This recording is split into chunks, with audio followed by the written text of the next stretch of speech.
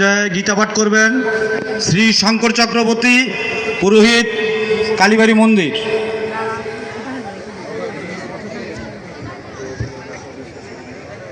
কৃষ্ণং শরণং গচ্ছামি, সংঘং শরণং গচ্ছামি, ধর্মং শরণং গচ্ছামি।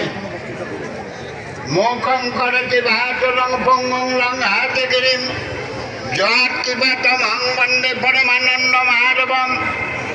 ভগবান বললেন, হে ভগবান,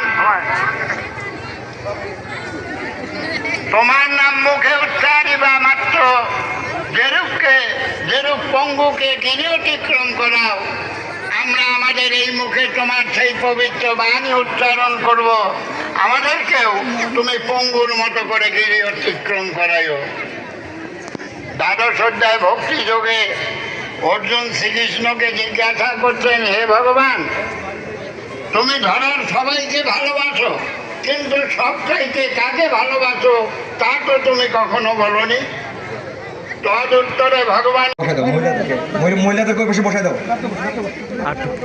সবার ছবিটা ইতিমধ্যেই আমাদের আসন অলঙ্কৃত করেছেন লালমনিরহাট জেলা বিএনপির সংগ্রামী সভাপতি,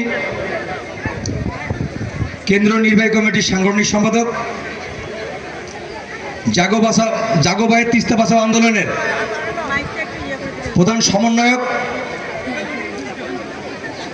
সংসদীয় আসন ৩ লালমনিরহাটের ধানের শীষের মনোনীত প্রার্থী, দেশনেত্রী বেগম খালেদা জিয়া এবং তারেক রহমানের মনোনীত প্রার্থী, এই অঞ্চলের মাটি ও মানুষের নেতা, উত্তরবঙ্গের সবচেয়ে জনপ্রিয় ব্যক্তিত্ব, এই অঞ্চলের মা মাটির সন্তান, আমাদের সকলের প্রিয়জন, লালমনিরহাট জেলা বিএনপির সকলের নয়নের মণি, আমাদের সকলের অভিভাবক জনাব অধ্যক্ষ আসাদুল দুলু মহোদয় ইতিমধ্যেই আসন অলঙ্কৃত করেছেন। এ পর্যায়ে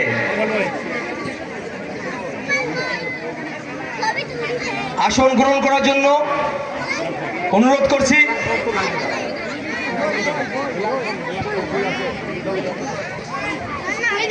জনাবা লাইলা হাবিব, সিনিয়র সহসভাপতি, আমাদের সকলের প্রাণপ্রিয় নেতা, সহধর্মিণী,